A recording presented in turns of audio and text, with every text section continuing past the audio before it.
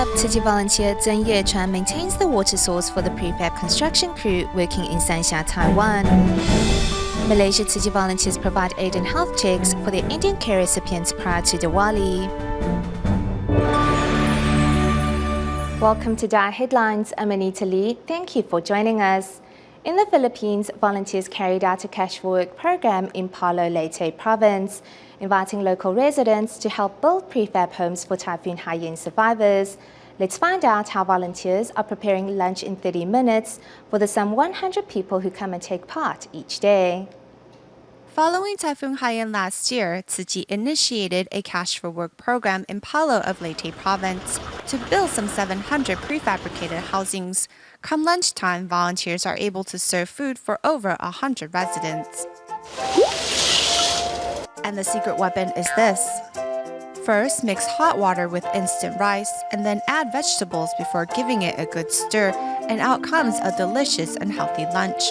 Volunteers also pass on the secret recipe to the local residents. We can quickly prepare a lunch using instant rice. We can easily feed 100 or even more. It won't be a problem. Not only are the residents who cook the meal impressed, but Cash for Work participants are too amazed by the dish. It is delicious and it smells really good too.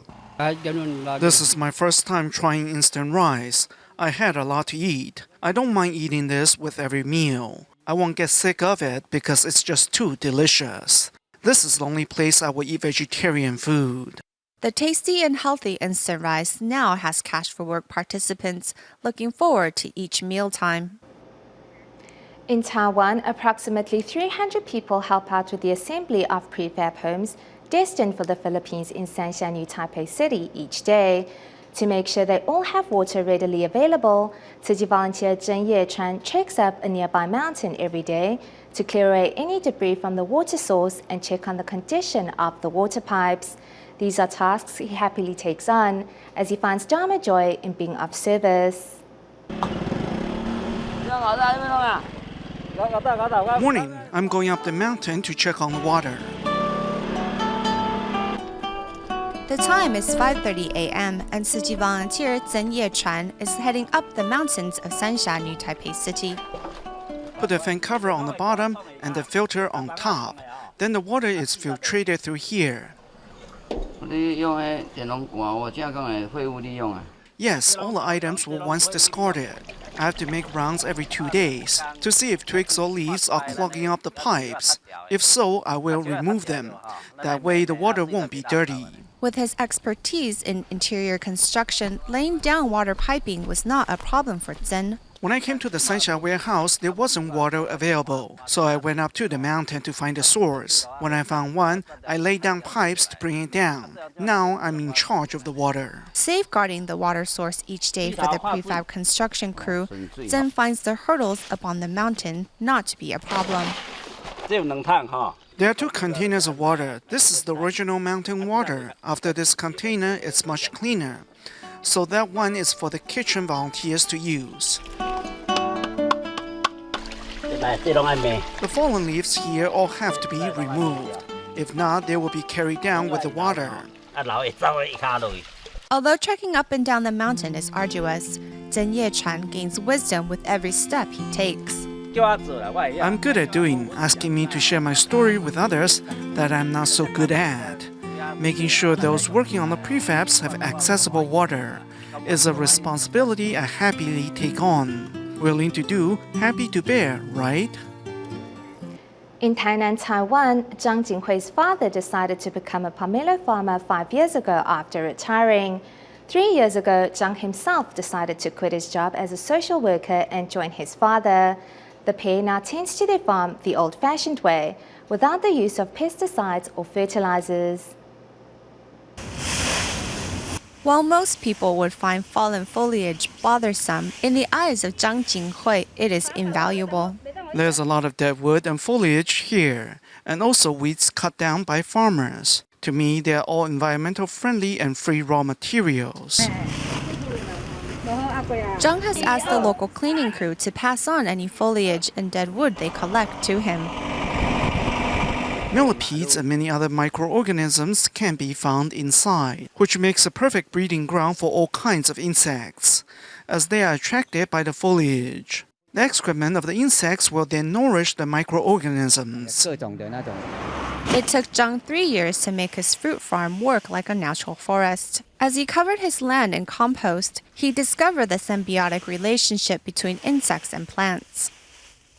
If the population of a certain pest grows out of control, its predators will be drawn here.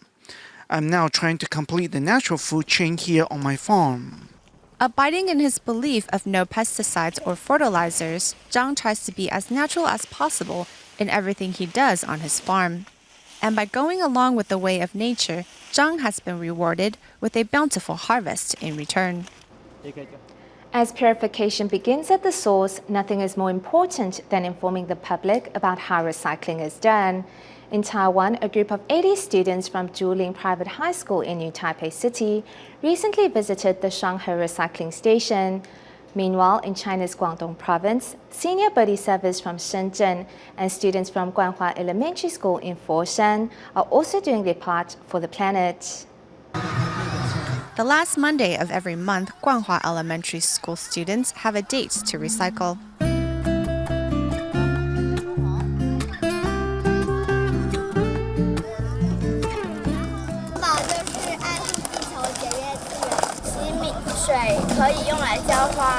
When recycling concept entered our school, it is also carried into the families of each student. Tzu Chi gave us a good opportunity to spread this important message.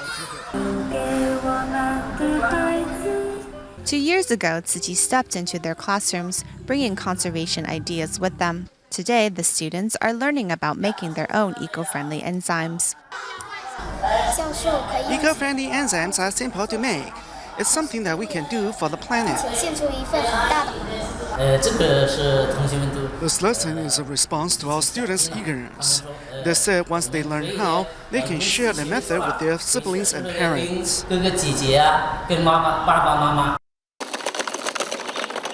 Also protecting the earth are these seniors in Guangdong's Shenzhen.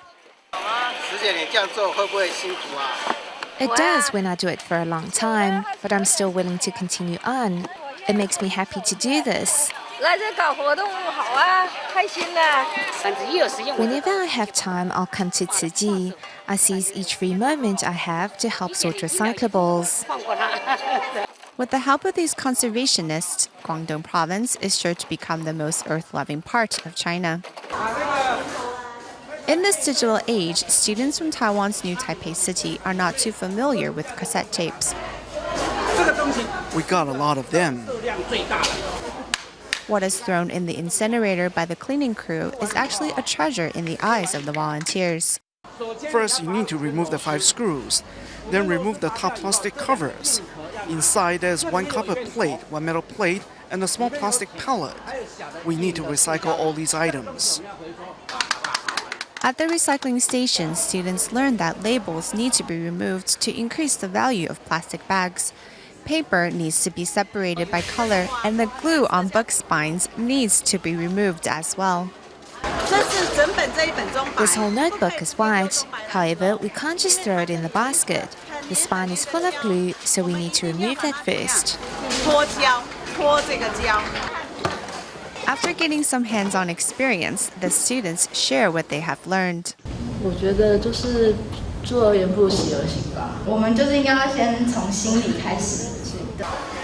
Purification begins at the source, and by cherishing the value of an item, everyone can be a conservationist. Hong Kong prides itself on the title Food Heaven, as it is a place where all sorts of delicacies and cuisines from around the world gather, with the exception of vegetarian food. Thus, Tzu Chi volunteers in Hong Kong seize every opportunity to spread the health and environmental benefits of a meat-free diet. Let's join them at 2 recent events. With the aim of introducing vegetarianism and its benefits to members of the public, the Tzu Chi Hong Kong chapter was invited to participate in the 2014 Hong Kong Veg Fest. Volunteers took the opportunity to promote Tzu Chi's instant rice and vegetarian treats.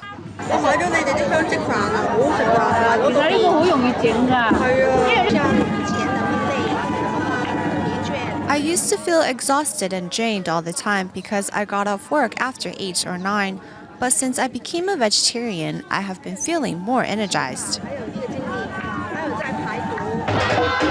Outdoors, live music and entertainment allow participants to embrace nature and experience an eco-friendly way of life. When I started with a meatless diet, many people urged me not to do it. In their minds, a vegetarian diet is not nutritious and is less healthy. I don't feel that is true since my heart, liver, spleen, and kidneys are all very healthy. What's there not to like about it, right? The benefits of a vegetarian diet are many. Not only does it improve overall health, it can also reduce one's carbon footprint. Hence, Tzu Chi volunteers of the local liaison office also organized an event to promote this healthy alternative. It's my first time attending a Tzu Chi event, and I learned about environmental conservation and vegetarianism. I think it's great. 咩口味啊？今日買南瓜送俾朋友，覺得啲麵點啊？呢麵好食咯。With more and more people coming to embrace vegetarianism and a greener lifestyle, Hong Kong is on its way to becoming a food heaven for vegetarians as well.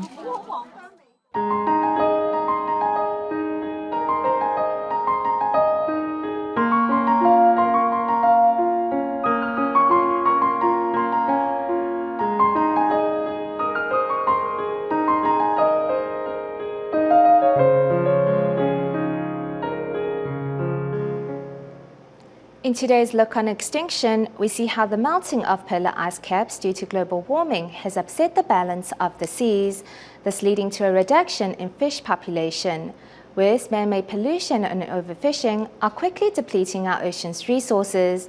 If we don't stop, soon no fish will be left in the sea. This is Lake Erie in North America. Because of harmful algae infestation, the lake water has turned green and is undrinkable, which affects the some 500 residents of Toledo, Ohio. The coast of Taiwan's northern coastline has also seen an outbreak of the algae sargassum in the past 2 years. The invasion typically begins in March or April, and nearly 100 tons can be cleared away in just 6 days. Perhaps it is due to the influence of cold water that these algae were brought here. When they arrive in spring, the sunlight and the temperature in Taiwan just happens to be at the most appropriate for the kelp to thrive and grow. Though the presence of seaweed will temporarily affect the fishing industry, what worries algae expert Professor Zeng the most is the reduction of algae commonly found along Taiwan's coastline.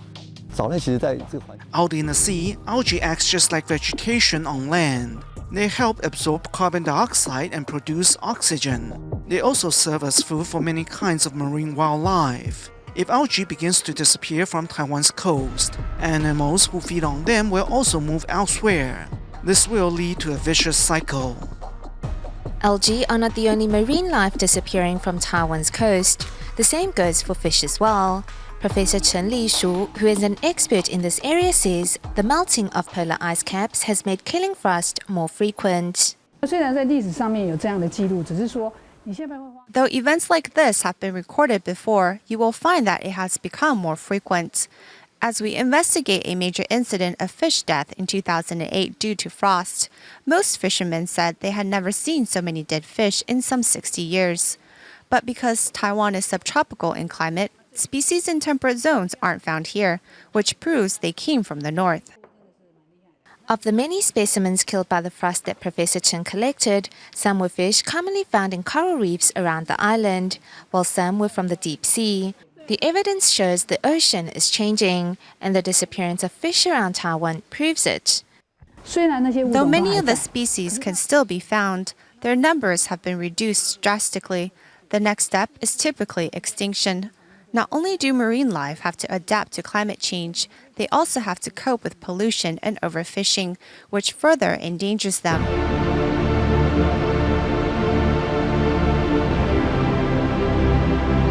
At harbors along Geelong, fishermen returning from their trip all agree with the professor's finding. The truth is, there are a lot less fish now. As the sea temperature increases, fish stay away. There are more fish when the seawater is cooler. All these high-tech companies are dumping their wastewater into the sea and damaging the marine habitat. Pollution and climate change have reduced fish populations, but the main culprit is still humans overfishing, which kills all fish regardless of their size. Things were a lot different when I was young because we don't protect our resources. Overfishing is to blame. Those gigantic nets just take everything, big or small, and the work is done non-stop 24/7 till there's nothing left to catch. The sea has no chance to recuperate. Scientists say if overfishing and pollution are allowed to continue, soon no fish will be left in the sea. If humans do not stop and change their ways, eventually even humans will vanish as well. Every autumn from around October to November, the Hindus celebrate Diwali, a 5-day New Year celebration also known as the Festival of Light. To mark the occasion, the Tzu Chi Kuala Lumpur and Selangor chapter organized a celebration for 115 Hindu families, which included an aid distribution, free clinic, and various performances.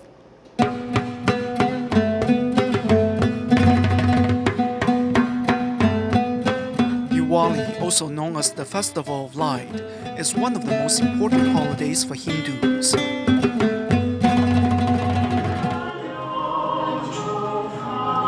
The Tzu Chi Kuala Lumpur and Selangor chapter invited their Hindu care recipients to celebrate the holiday together. Students put on a sign language song as part of the show. First I so difficult because that's a Mandarin while I'm practicing, and it will be quite easy, and the song I can memorize. My feeling is want to love everybody, to forgive everybody, I want to trust everybody. The wisdom behind the lyrics leaves a deep impression in the hearts of these children. Besides the celebration, volunteers also provide health consultations. The free clinic is a great help to me and my family because my husband was recently diagnosed with diabetes and just had surgery. The consultation helped me learn how to control my cholesterol and sugar intake, as well as to reduce the amount of certain foods and fruits. Bringing not only the festivities of a new year, Tzu Chi volunteers also pass on the message that they will always be there whenever and wherever needed. In Indonesia, volunteers from the Tzu Chi Batam Liaison Office are committed to attending a study group each morning. Among them, volunteer Diana Low, despite having to carry her handicapped daughter to the study group each day, is happy that her child has the chance to absorb the Dharma. Meanwhile, the Tzu Chi Indonesia chapter held a sign language musical of the Sutra of Profound Gratitude to Parents, where the volunteers applied what they have learned to their daily lives. The Sutra of Profound Gratitude to Parents depict the hardship parents go through when raising their children. 23-year-old Sharon Tanamas now applies what she has learned from the sutra to her daily life. I told myself I need to get to know the uncles and aunties and find a good way to communicate with them so that I don't hurt anyone's feelings. Komunikasi dengan mereka supaya mereka kita semua hatinya terjaga gitu. As most of the volunteers participating in the performance of the musical are more senior in age, Tanamas believes the key to a successful show is communication. When volunteers make a mistake, Zhuo Pei Shi, who is directing the show, patiently guides the performers. There are many volunteers supporting me. When I am not here and am unable to guide on site, I will ask other volunteers for updates and they will help each other out as well. Tanya gimana perkembangan gitu, dan kalau memang bisa saya bantu, saya akan coba kontak siapa atau kasih kontak pesan ke siapa. Knowing the filial duties cannot wait, volunteers hope to put on a perfect show to spread their message to the general public. It is only 3:30 in the morning and I am going to the chapter to let everyone in so that they can join in the morning study session. Despite having to carry her daughter to the Tzu Chi Batam Liaison Office, Diana Low is all smiles. She is handicapped, she can't walk by herself and she can't hear anything, but she really likes to come here to watch the Master's teaching and see the other brothers and sisters. It is just like the Master said, we listen to the Dharma with our heart.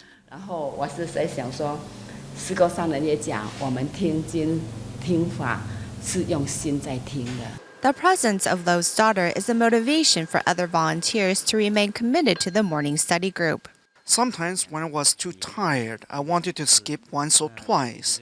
But then I thought to myself, if I don't come, I won't be able to sleep well at home either. Tzu Chi volunteers all agree that there is no better way to start the day than listening to the words of wisdom and a quick exercise. In Jiangsu, Kunshan lives Tzu Chi care recipient Chen Jialing. Working in the kitchen at Tianjin School, Chen lives on campus in a tiny room inside one of the building's stairwells. Long suffering from uterine fibroma, thanks to Tzu Chi, Chen was finally able to get her problem looked at, and in the process also uncovered the reasons behind her stomach problems. Grateful for the help she received, Chen has now taken it upon herself to help others also in need. Here in Jiangsu's Kunshan, this tiny space inside this stairwell is also a home. A bed and a desk make up the worldly possessions of Chen Jialing and her son.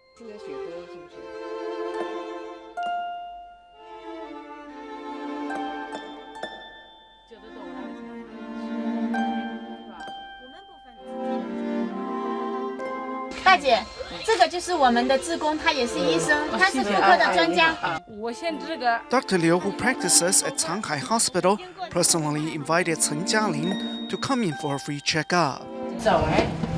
你病历拿好，病历装好了吗？装好了。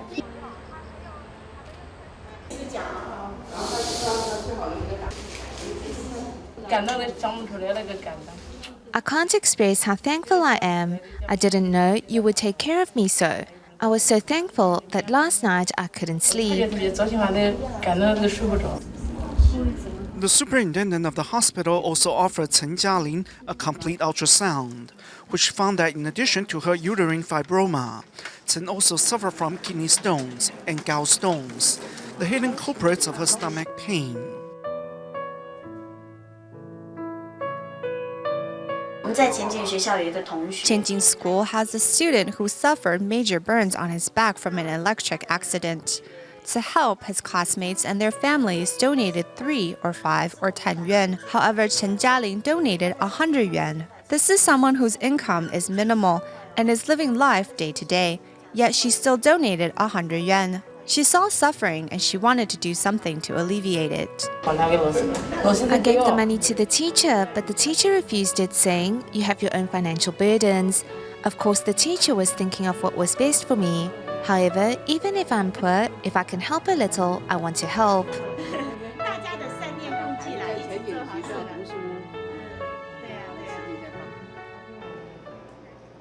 Two patients of Jianan Disability Home in Pingtung, Taiwan, started a small business selling popsicles. However, with one blind and the other bad at math, how did the two manage to sell over 200 popsicles in 2 weeks?